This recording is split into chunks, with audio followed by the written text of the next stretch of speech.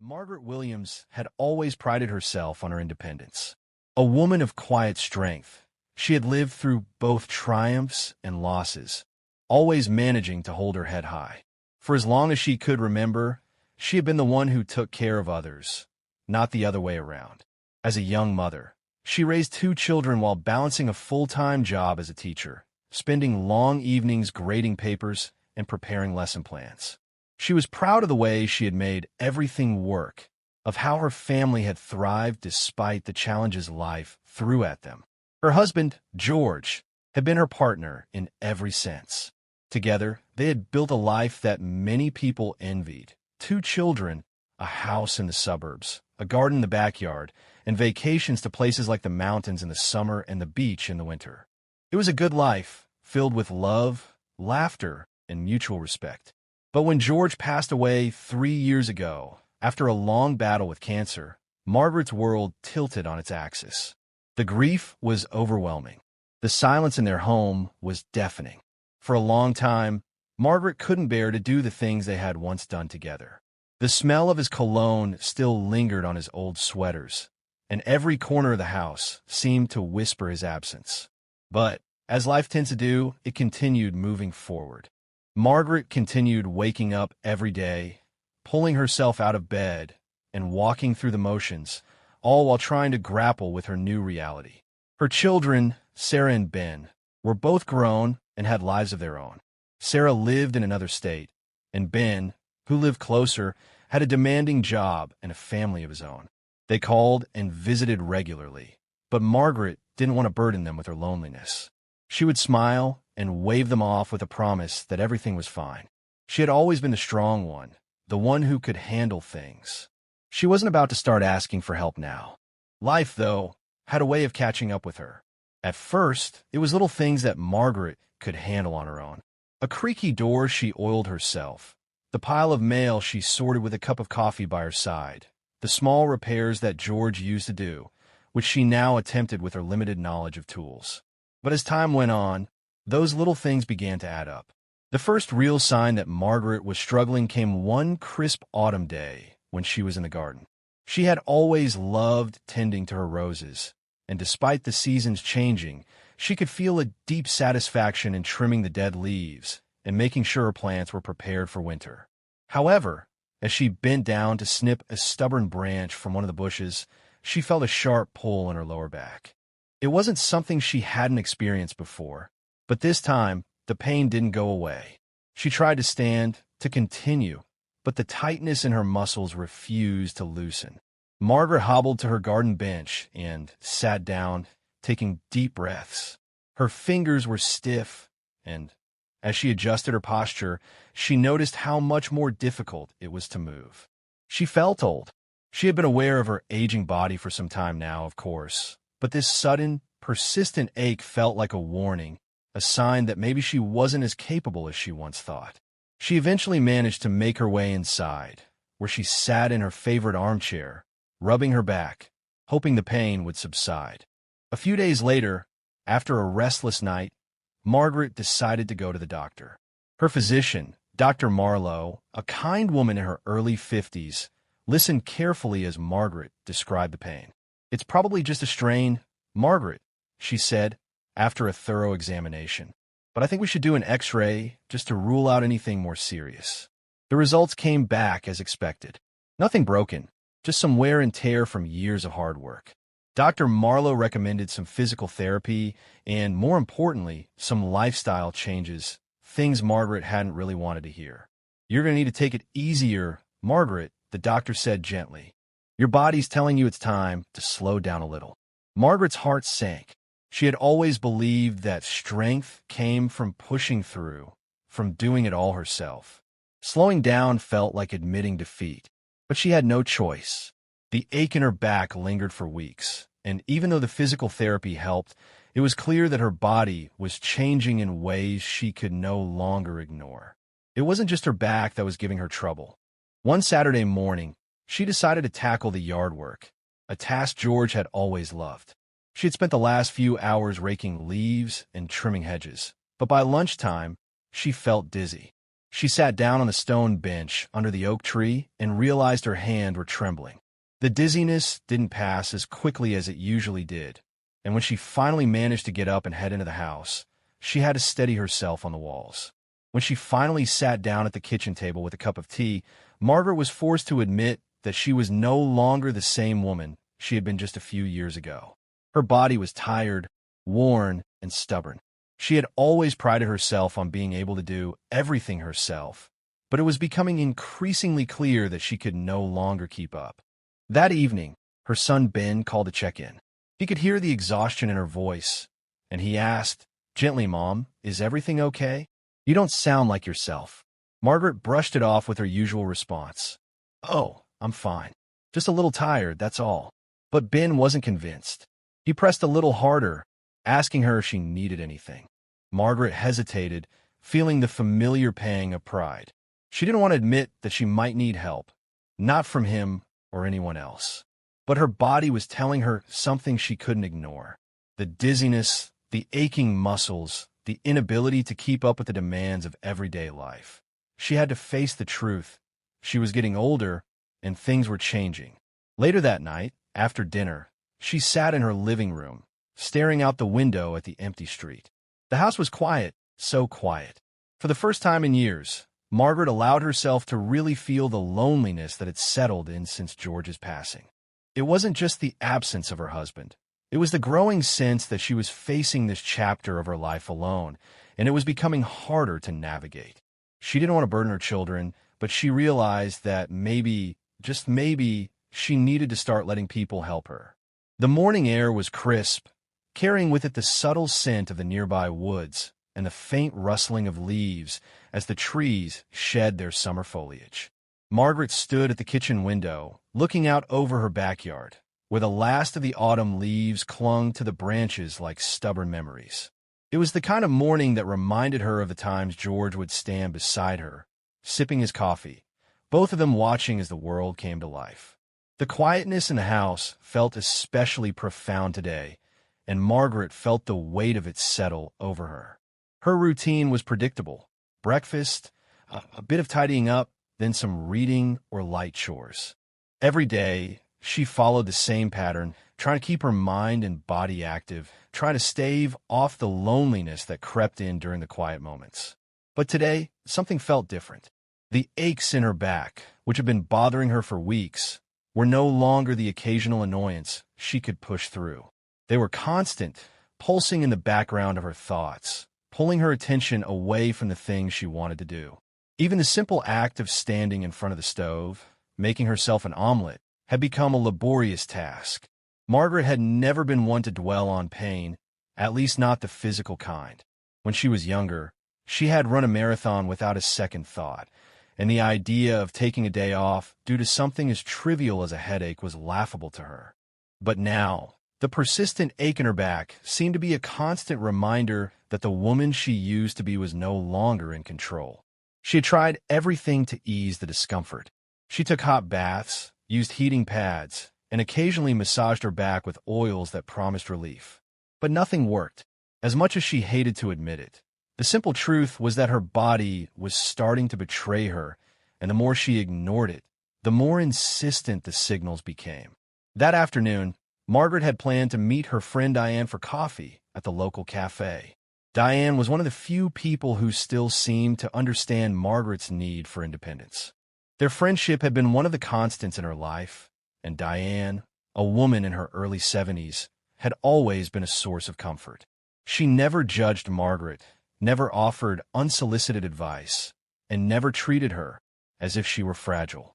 But even Diane had noticed the changes. Margaret tried to brush them off, but she could tell that her friend was concerned. As Margaret dressed for the outing, she struggled to button the sleeves of her blouse. Her hands, once nimble and efficient, felt clumsy as they fumbled with the buttons. She sighed, frustrated, and after several attempts, left the blouse unbuttoned. Her wrist ached with the effort, and she realized, with a sinking feeling, that she wasn't getting better. The world seemed to be slipping from her grasp, one small act of independence at a time. When she arrived at the cafe, Diane was already waiting at a corner table by the window. Diane, in her usual vibrant red scarf, waved when she saw Margaret walk through the door. As Margaret approached, she offered a smile, though it didn't quite reach her eyes.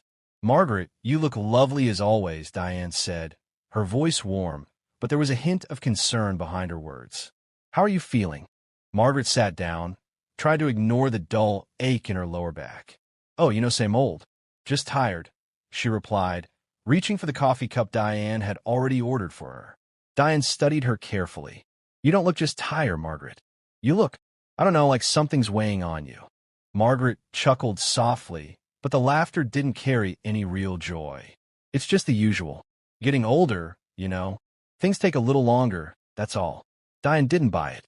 "Come on, Margaret, you're not fooling me. I know you. You've always been the strong one, but I can see you're struggling. And that's okay. It's okay to ask for help.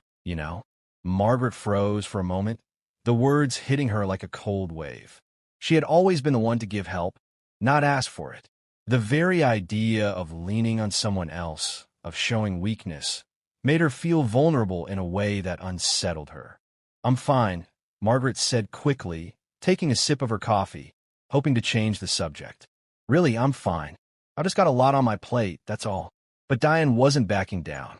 "Margaret, you don't have to do it all alone. And I can see you're starting to push yourself too hard. There's no shame in asking for help."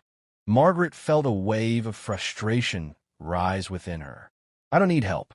I'm not some old woman who can't take care of herself. I'm Fina." Diane was silent for a moment, her gaze softening. "I didn't say you were old, Margaret, but even the strongest of us need a little help sometimes. It doesn't mean you're weak. It means you're human." The conversation lingered in the air, but Margaret didn't respond. She couldn't. The words felt like a crack in the dam of her pride, and she wasn't sure she was ready to let it all come tumbling down. Instead, they talked about other things: Diane's grandchildren, the latest book club read, and a funny story from their childhood. But Margaret's mind wasn't entirely there. She was still turning Diane's words over in her head. Could it be true? Was she really struggling, or was she just too stubborn to admit it? Later that evening, Margaret arrived home, feeling the weight of the conversation lingering like a shadow. She had never been one to ask for help, and the thought of doing so now felt foreign and uncomfortable. But as she set down her purse and removed her shoes, she noticed something strange. Her entire body felt heavy. The familiar ache in her back was now joined by a dull throb in her knees, and her arms felt as if they were made of lead. Even walking to the kitchen felt like an effort. It was in that moment that Margaret realized she had reached her breaking point. She was no longer able to deny it. Her body was failing her. The simple tasks that had once been second nature, cooking, cleaning, even walking, had become exhausting. And the truth was, she couldn't keep going at this pace forever. That night, after dinner, she sat in her favorite armchair, staring at the small stack of unpaid bills on the coffee table. The house was quiet, just as it had been for the last 3 years. She thought about the conversation with Diane, about how her friend had gently urged her to seek help. She thought about how stubbornly she had resisted that notion, how she had convinced herself that she didn't need anyone. But deep down, Margaret knew she couldn't keep pretending. The weight of it all was too much. And then there was the fall. It happened on a rainy Tuesday afternoon. Margaret had gone out to run a few errands, grocery shopping, picking up a prescription, things she had done countless times before without thinking. But today, something was different. The rain was coming down harder than expected, and as she fumbled with the heavy grocery bags, she slipped on the wet pavement just outside her front door. She fell hard. The bag scattered, and for a moment, Margaret couldn't move. Her heart pounded in her chest as she lay there, struggling to breathe, the cold rain mixing with the sharp pain in her hip. She tried to get up, but her body refused to cooperate. The pain was overwhelming, and she realized, with a sinking feeling, that this was no longer something she could ignore. She needed help. More than anything, she needed help. The minutes stretched into what felt like hours before a neighbor, Miss Jenkins, came by and saw her lying on the ground. Miss Jenkins had always been a bit of a busybody, but today, Margaret was grateful for her persistence. "Margaret, are you okay?" Miss Jenkins called out, rushing over to help her up. With a deep breath, Margaret nodded, her voice trembling. "I think I've hurt myself, Laura. I can't get up." Miss Jenkins immediately called 911, and within minutes, an ambulance arrived. Margaret was taken to the hospital for a checkup, where doctors confirmed that she had sprained her hip, but nothing was broken. It wasn't the first time she had fallen. There had been the occasional misstep over the years, a small stumble here and there. But this time, it felt different. It was a wake-up call. She could no longer deny the changes in her body, and she could no longer continue pretending that she didn't need help. As she lay in the hospital bed, staring up at the sterile white ceiling, Margaret finally allowed herself to face the truth. She wasn't invincible, and asking for help, while still incredibly difficult, might just be the first step toward healing. The hospital room was quieter than Margaret had anticipated. There was the soft hum of machines in the background, the occasional shuffle of footsteps down the hall, and the distant murmur of voices from the nurse's station. But for the most part, the room was calm, almost too calm, and the stillness only emphasized the weight of the situation. Margaret had never thought of herself as someone who would end up in a hospital bed at her age. She had always been the strong one, the one who took care of others. But now, here she was, lying on a narrow hospital bed, staring at the white ceiling, realizing that the fall had marked the beginning of something she had spent years refusing to acknowledge. Her body was no longer the same, and it was time for her to change too. Her hip was wrapped in a soft, protective bandage, and though the doctors had assured her that it was a simple sprain and not a fracture, the pain still throbbed deep inside her. The nurses had given her painkillers, which helped dull the ache, but the real discomfort came from the realization that she was no longer in control. For the first time in years, Margaret felt vulnerable, and it was a feeling she wasn't used to. She had always prided herself on being self-sufficient. But in this sterile room, with the white walls pressing in on her, she couldn't deny it any longer. She needed help.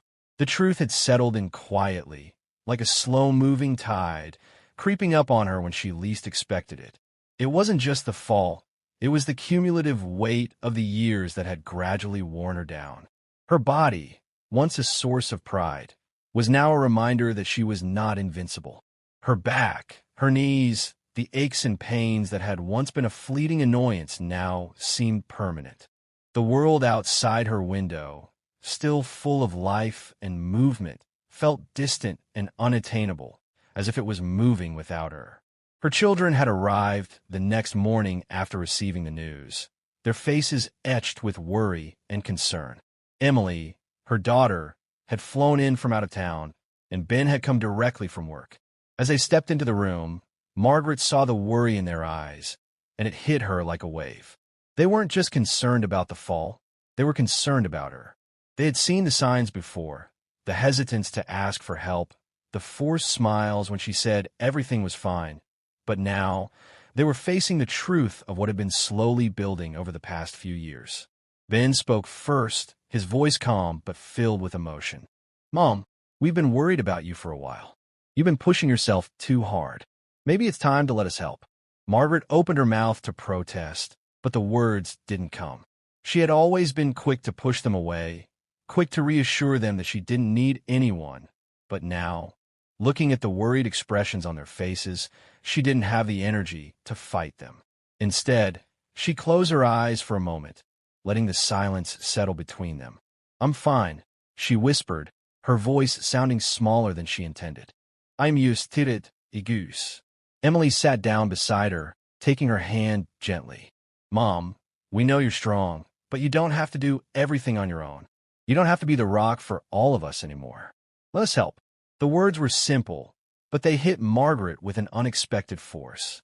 The weight of her pride, of the years she had spent convincing herself that she could handle everything, seemed to collapse in that moment. For the first time, she realized that her stubbornness had become a barrier, a way of keeping people at a distance, when what she truly needed was to allow them in. "I don't want to be a burden," Margaret said quietly, looking at her children. "I've always taken care of things. I've always been the one to handle everything. I don't know how to ask for help." Ben gently placed his hand on hers. "You've never been a burden, Mom. We're family. Let us be there for you, just like you've always been there for us." Margaret felt a tear slip down her cheek, and she quickly wiped it away, embarrassed by her vulnerability. But something inside her had shifted. For so long, she had resisted help, resisted the idea of being seen as weak or dependent. But in that moment, surrounded by the people she loved most, Margaret understood that asking for help didn't make her weak, it made her human. It was okay to lean on others, to let them share in the load she had carried alone for so long. After that conversation, Margaret's recovery in the hospital was less about the physical healing and more about a mental shift. She was still in pain, of course, but she found herself thinking about the future in a way she hadn't before. The constant ache in her body reminded her that she could no longer ignore her limitations, but it also brought clarity. She realized that she had been isolating herself, keeping people at arm's length for fear of becoming a burden. But the fall had been a wake-up call. If she wanted to continue living her life with dignity and independence, she had to learn to accept help. The next few days passed in a blur of physical therapy sessions and visits from doctors, nurses, and family. Margaret was determined to recover quickly, but she also found herself reflecting more on the way she had lived her life. She had always been the one to take charge, to solve problems, to fix things. But now, with her body demanding more attention and care, she realized that life wasn't just about doing everything on your own. It was about accepting the love and support of those around you.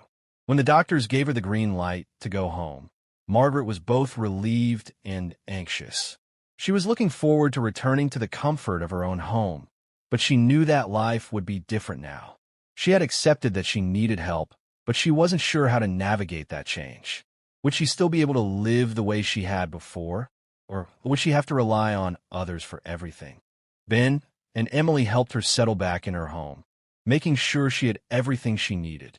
They brought in a home health aide to assist with daily tasks, cooking, cleaning, and even helping her with her physical therapy exercises. Margaret wasn't thrilled about the idea at first, but as the days passed, she found that she was grateful for the help. The aide, a gentle woman named Helen, was patient and kind, and Margaret found herself slowly letting her guard down. Helen didn't treat her like an invalid or someone who was fragile. She treated her like a person who simply needed a little extra care, which was exactly what Margaret needed. One afternoon, after a particularly difficult physical therapy session, Margaret sat down on the couch, feeling drained. Helen had just finished helping her with her exercises, and Margaret couldn't help but notice how different it felt to have someone else do things for her. She had always been the one to take care of others, but now it was her turn to let someone else take care of her. "Are you okay, Miss Williams?" Helen asked, sitting down beside her. Margaret nodded, though she wasn't entirely sure herself. "I think I'm just adjusting," she said slowly. "It's hard, you know. I've spent so many years taking care of everything, doing everything myself. I don't know how to let go of that."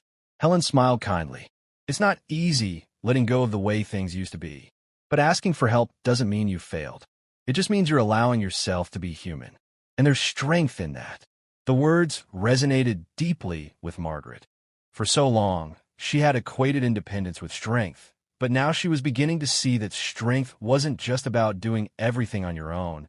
It was about knowing when to ask for help and allowing others to support you when you needed it most. Over the next few weeks, Margaret's physical health improved, but more importantly, so did her emotional well-being. She began to accept help more freely, whether it was letting her children take her to doctor's appointments or allowing her friends to bring over meals. It wasn't always easy, but with each passing day, Margaret became more comfortable with the idea of leaning on others. She learned that asking for help didn't mean she was weak or dependent. It meant she was wise enough to recognize when she needed support and strong enough to accept it. One evening, as she sat in her favorite armchair by the window, Margaret looked out at the setting sun, feeling a quiet peace wash over her. Her life had changed in ways she hadn't expected, but that wasn't necessarily a bad thing. She had learned that vulnerability didn't equate to weakness, and that it was okay to let others help carry the load. Life was still full of challenges, but Margaret knew now that she didn't have to face them alone. And for the first time in a long while, she felt truly free. Margaret woke up early that morning, the pale light of dawn filtering through the curtains and casting soft shadows across her bedroom. It was one of those mornings when the air felt crisp, the world outside still asleep, and the silence inside her house was almost a comfort. She lay in bed for a few moments, listening to the steady ticking of the clock on the wall and the soft hum of her breathing. For the first time in a long while, she didn't feel rushed. There was no pressing need to accomplish anything, no overwhelming urge to push through the day. The moment felt peaceful, and for Margaret, peace was a new concept, something she had only recently begun to understand. The last few months had been filled with adjustment. After her fall and the subsequent recovery, Margaret had allowed herself to accept help. It hadn't been easy. There were still moments of resistance, of frustration, of feeling like a burden. But with each passing day, she felt herself growing into this new version of her life. She didn't have to do everything on her own anymore. And somehow, that was more liberating than she had ever imagined. She sat up in bed, letting the warmth of the covers linger for a moment longer. Her body still ached, though it was nothing compared to how it had been when she was recovering from the fall. The stiffness in her knees, the occasional sharp pain in her back, were reminders of the reality of aging, but they were no longer something she feared or resented. Instead, they were just part of the new rhythm of her life. It wasn't perfect, and it certainly wasn't easy, but it was hers. And for the first time in a long while, Margaret was beginning to embrace the imperfection. After a slow breakfast, she sat in her favorite armchair by the window. The sun was higher in the sky now, the light warmer, and the house felt alive in a way it hadn't in years. There was a gentle hum of activity around her. Helen, the aide who had become a quiet but reassuring presence in her life, was downstairs in the kitchen, preparing lunch. Margaret hadn't expected to become so comfortable with having someone else in her home, but Helen had a way about her, calm, patient, understanding, that made the process of accepting help feel natural. Margaret turned her attention back to the view outside. The garden, which had once been a symbol of the vitality she felt slipping away, was now something she could appreciate in a new way. The flowers were beginning to bloom again, their bright colors a stark contrast to the bare branches of winter. She smiled to herself, thinking how much George would have loved to see the garden come back to life. George had been gone for 3 years now, but his memories still lingered in every corner of the house, in every flower bed, in every quiet moment. She hadn't realized it at the time, but his passing had set in motion a series of changes in her life that she hadn't been ready for. When George had died, Margaret had found herself at a crossroads. She had always been the caretaker, the one who looked after everyone else. But without him by her side, she had struggled to find her purpose. She had spent the next few years trying to keep up appearances, telling herself that she could continue on as she had before. But the reality of living alone, of facing the inevitable decline of her own body, had begun to take its toll. It wasn't until her fall, until the moment when she had finally admitted to herself that she couldn't do everything alone, that the real change had begun. She had slowly learned that it wasn't about denying the inevitable. It wasn't about fighting against the passage of time, or pretending that she was still the woman she had been when George was by her side. It was about embracing the changes that came with aging and allowing herself to live with grace in the face of those changes. Margaret had always been a proud woman, proud of her independence, proud of the life she and George had built together. She had never wanted to ask for help, believing that doing so would make her weak or needy. But now, looking back, she realized that her refusal to ask for help had been one of the things that had kept her from truly living. She had isolated herself, keeping others at arm's length because she was afraid of being a burden. But over the past few months, that fear had slowly begun to dissipate. She had learned that asking for help didn't mean she was weak. It meant she was strong enough to acknowledge her limitations and trust others to be there for her when she needed them. As the days passed, Margaret began to embrace this new reality.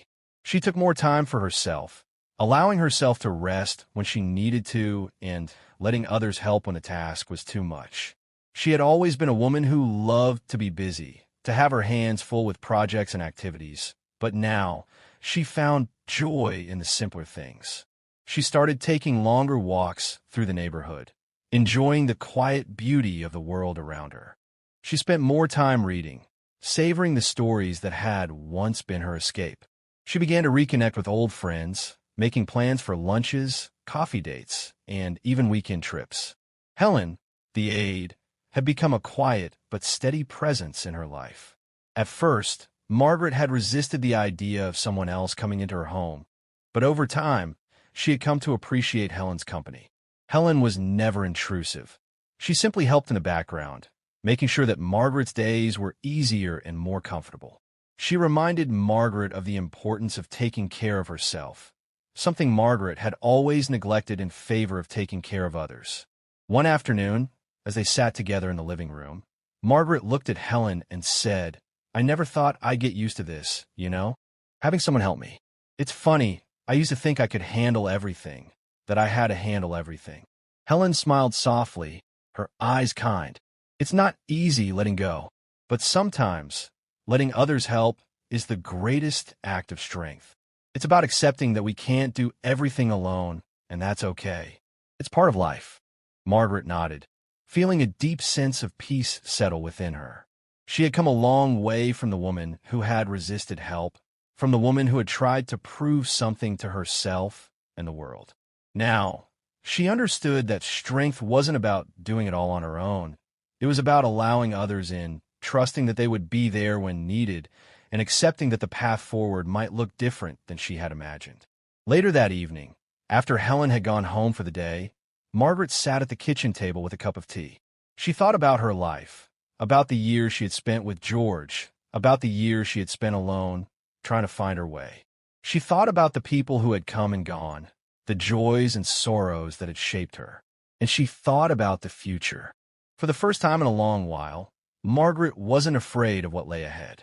She had faced the most difficult part of her journey, acknowledging that she couldn't do everything herself and allowing others to help her. That realization had opened up a new chapter in her life, a chapter that was full of possibility, full of love, and full of acceptance. She didn't know what the future held, but she knew that she was ready to face it with the people she loved, with the help she had once feared, and with a heart open to whatever came next. Margaret stood up from the table, feeling the warmth of the tea in her hands. She walked to the window and looked out at the garden once more. The flowers were in full bloom now, vibrant and alive, their colors reaching toward the sky. The world outside was still turning, still moving forward, and Margaret knew that she was too. She wasn't the woman she had been when George was alive. She wasn't the same woman who had been so afraid of asking for help.